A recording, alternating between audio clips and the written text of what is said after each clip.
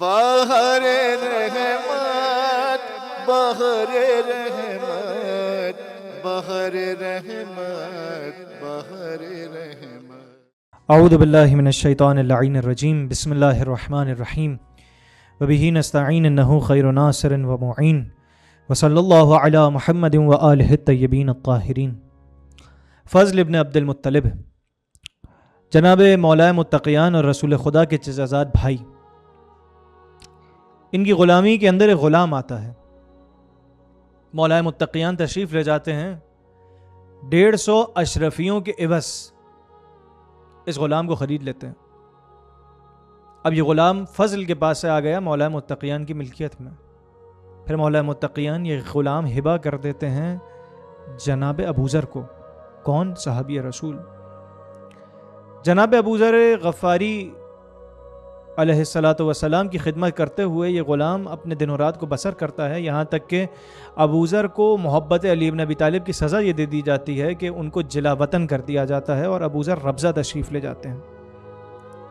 جب ابوذر ربضہ تشریف لے کر جاتے ہیں تو یہ غلام پیچھے نہیں رہتا، بلکہ ابوذر کے ساتھ ساتھ ربضہ جاتا ہے۔ ربضہ کے اندر جب ابوذر کے بیٹے کی وفات ہوتی ہے اور اس کے بعد ابوذر کی خود کی وفات ہوتی ہے تو یہ غلام دیکھ رہا ہے۔ یہ غلام جناب ابوذر کی وفات کے بعد یا جناب ابوذر کی شہادت کے بعد واپس لوٹ کر مدینہ آتا ہے۔ مدینہ کس کے دروازے پر آتا ہے؟ علی بن ابی طالب کے دروازے کے اوپر۔ یہاں پر اس کی غلامی کا سلسلہ ختم نہیں ہوتا، بلکہ یہ غلامی کرتا رہتا ہے مولا متقیان علی بن ابی طالب کی 40 ہجری تک۔ 40 ہجری کا رمضان مولا متقیان کی شہادت ہو جاتی ہے۔ اس کے بعد اس غلام کی غلامی ختم نہیں ہوتی، بلکہ غلامی کا سلسلہ جاری ہے۔ 40 ہجری سے 50 ہجری تک یہ غلام امام حسن کی خدمت کرتا ہے۔ 50 ہجری سے لے کر اس کے آگے کا سفر کس کی غلامی ہے؟ مولائے کائنات کے فرزند سید الشہداء حضرت ابو عبداللہ امام حسین کی غلامی۔ 50 ہجری سے لے کر 61 ہجری تک یہ غلام حسین ابن علی کی غلامی کا کام انجام دیتا ہے۔ تاریخ میں اس غلام کا نام جون بیان کیا جاتا ہے۔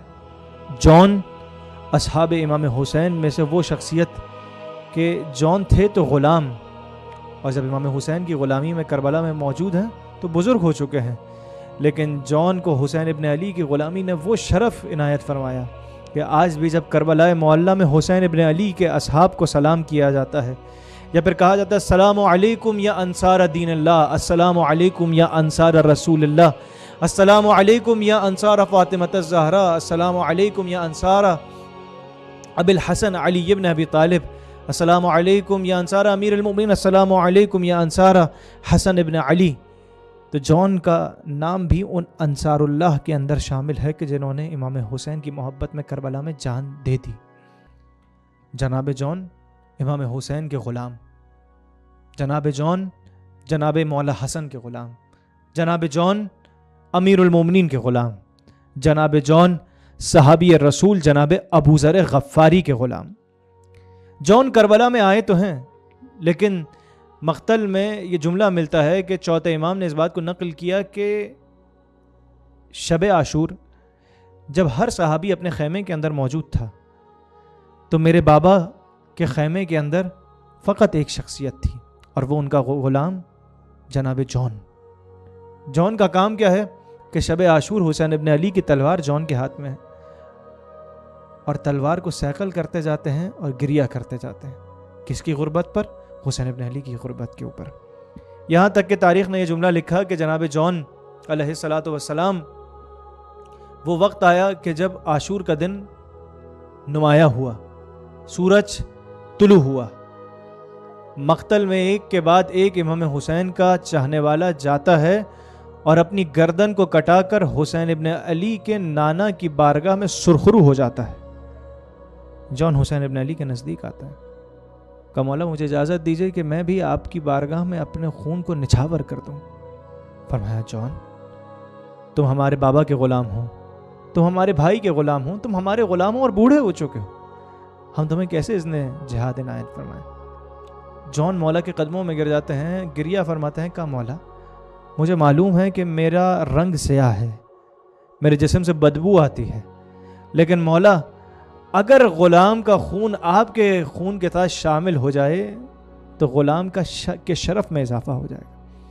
مولا نے جیسے ہی یہ سنا، ایک مرتبہ جان کو اٹھایا، کہا جان یہ کیسی باتیں کر رہے ہو، جاؤ جان اور جا کر اپنی شجاعت کے جوہر دکھاؤ۔ جان میدان جنگ میں تشریف لے جاتے ہیں۔ جب میدان جنگ میں تشریف لے جاتے ہیں تو جان کون ہے؟ جو غلام ہیں، اور عرب کے اندر غلام اور آقا کا تعصب تو عروج پر تھا۔